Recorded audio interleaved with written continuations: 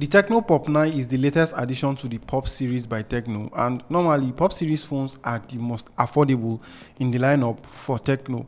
With the Pop 9, we are getting some incremental upgrades like a 120Hz refresh rate display, an IR blaster for controlling electronics, of course, a single 30 megapixel camera, and Tecno claims it has 4.5G network internet connectivity and it's faster than 4G. We are going to test that before the end of this video. It has a 5000 mAh battery, and Tecno also claims this is a lag-free device and you can use it for 4K, even though there is no much clarity on that as I'm recording this video.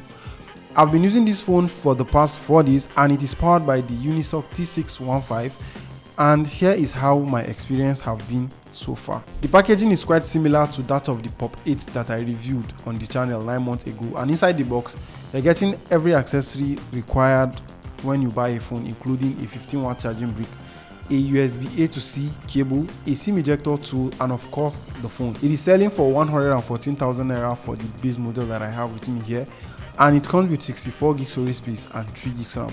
It can go all the way up to 131,000 naira if you want the model with 4 gigs RAM and 128 gig storage space. It is around $73 to $80 for those outside Nigeria. The phone is within the same category with the Redmi A3X, the Itel A50, and the Itel A70. I've reviewed all of them and I will have a link in the description for all the videos of the phones that I mentioned. Also, let me know which phones you want me to compare to the Tecno Pop 9, and I'm going to work on the ones that I can. Now I know this phone looks like the iPhone 13 because of the camera at the back. The second drink we have here is for the IR blaster, which is the first time we have an IR blaster on a Pop series device. The IR blaster's main function is for controlling electronics. There are two color options available, white and black, and I have the black one. As you can see, it has a matte plastic finish at the back except for the camera module that is a bit glossy. It is comfortable to hold in the hand with curved edges, and the phone is lightweight. I love how the black colorway shines depending on how light hits it. The frame is plastic and we get a side-mounted fingerprint scanner that is quite fast for unlocking the device. We have the volume rocker slightly above the fingerprint scanner, and the phone also has an IP54 water splash resistance rating. It's not completely waterproof, just splashes and dust to some extent. There are two speakers on this phone and they sound pretty good. You also get a USB-C charging port and a headphone port at the bottom, and we have the SIM card holder by the left side. The phone supports two 4G SIM cards. The design of the phone is minimal, I would say, and at a glance it looks like the iPhone 13. It keeps me wondering why Tecno keeps making budget phones that look exactly like an iPhone.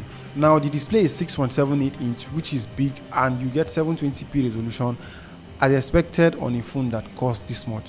It is an IPS LCD display, and I would say it's quite sharp and vibrant. It's a flat display with no curves by the side, just the way many people like it. Tecno claims this phone has 120Hz refresh rate, but during my testing, I'm going to say it's mostly 90Hz refresh rate. You hardly get to hit those 120Hz refresh rate while using this display. You also don't get the option to choose the 120Hz refresh rate in the settings, as what you get is auto switch refresh rate, and it keeps switching between 60Hz, 90Hz and the 120Hz. It is a responsive display and the refresh rate definitely adds to the experience of using this smartphone. Now streaming videos on YouTube is great. I love the colors I was getting. Max brightness here is around 500 nits, and outdoors you need to max it to see the display. I left mine on adaptive brightness so it will adapt to whatever situation I was in. If I'm outside, the display is going to crank up all the way high to like 500 nits, and if I'm indoors it will bring itself down. Now playing games on the display is okay depending on the game you are playing and how it responds. I'll say the bezels are not the slimmest, but it has been reduced coming from the Tecno Pop 8. The center punch hole cutout is quite noticeable, but it's nothing too big. Overall, I'm going to say it's an okay display for the price, but the 120Hz was a bit over exaggerated. Tecno claims you will get 4 years lasting Fluency on the Pop 9, but I'm yet to understand what it really means. There is no statement about getting software updates on this phone, at least not yet. The problem is that most of the Pop series devices age quickly, and maybe after a year or two you might start considering changing the phone, and this is because of lack of software support, and the processor doesn't really have the power to keep the phone running smoothly for years. The phone is running on Android 14 Go edition, and you get most of the features of iOS because that is the interface. You get dynamic port that shows up notifications on the punctual cutout, and the icons you see on the interface are typical of any Tecno device.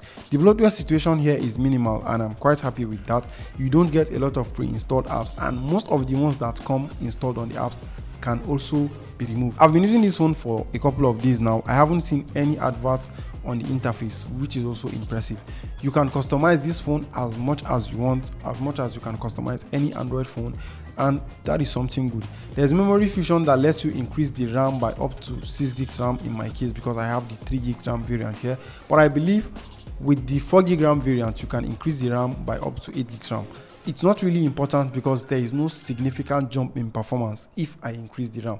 There is Ella, the voice assistant that is powered by ChatGPT, and it can give you more reasonable answers to questions, and it can even help you do a lot of tasks. I also love the animation when I open and close an app on the phone. It is impressive for a phone that costs this price. It's not the fastest, but again, for the price, I'll say it's okay. Hopefully, we get more clarity on the lasting fluency that Tecno is talking about. Maybe they are going to give you 2-year software updates that will hopefully keep the phone running smoothly. I'm still asking questions regarding software updates, and if I get anything, it will be pinned in the comment section of this video. Tecno claims the Pop 9 has 4.5G network, which is faster than the typical 4G that we have on most phones, and we definitely have to do a speed test so that we'll get that. I have a phone that is running on 4G, and it is going against the 4.5G on the Pop 9.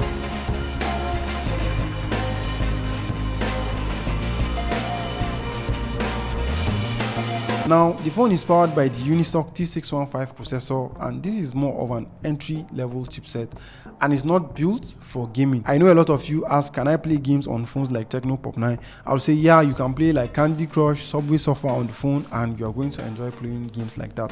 For others like Call of Duty Mobile, you are not going to get the best experience on this phone. Not that it's not playable, but it's not going to be as effective as possible. There will be a lot of stutters and lags, and you'll end up not enjoying the gameplay. You can also play PUBG as well as other titles. The phone opens up quite swiftly, and it tries to keep a lot of apps in the background. I was impressed at how it handled multitasking. Performance is as expected, nothing crazy. It's more suitable for casual usage, not for extreme users that want a super phone. It's not a super fast phone, and you need to have a mindset that this phone was built for casual usage. It has a single 30 megapixel primary camera, and the selfie camera is 8 megapixel. The pictures you get out of the camera are the type you expect. It's not like the best camera. Frantically, Tecno did not put the best camera technology on this phone. It's just going to give you okay pictures, and you need to snap these pictures in well-lit environments if you want to get sharp and well-detailed images. Here are pictures from the camera. Let me know what you think in the comment section.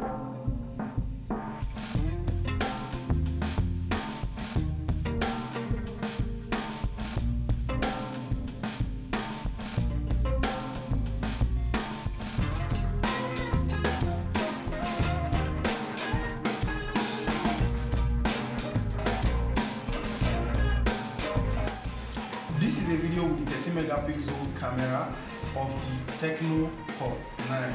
Now, it can only shoot 1080p at 30 frames per second. There is no other option other than like 720p, and that's the resolution that I don't even know why they are putting it in the phone. At this point, they should stop putting 720p. It's not a good resolution. And the audio is also coming directly from the phone. Let me know what you think about the quality of the camera in the comment section.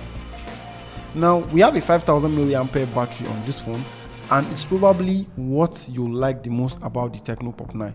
Hands down, you are going to get a complete day of battery on this phone on a single charge, and Tecno even claims on standby it can go up to 60 days. Now, it comes with a 15 watts charger inside the box, and while it's not the fastest charger out there nowadays, it charges the phone from 0 to 100 in about 2 hours, and I think it's best if you charge this phone while you are about to sleep in the night. The battery has to be one of the best things about the Tecno Pop 9. Now, rounding up, the Pop 9 is up there with the best entry-level phones. The display is okay. Same goes for other specs it comes with. Of course, it's not a perfect phone.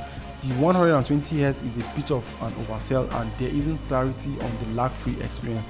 Like I said earlier, if that changes, when I get more information, I'm going to pin it in the comment section. What else would you like to know about the phone? Let me know in the comment section. I'm going to respond to as much questions as I can. And if you made it this far, please subscribe, and I'll see you in my next video.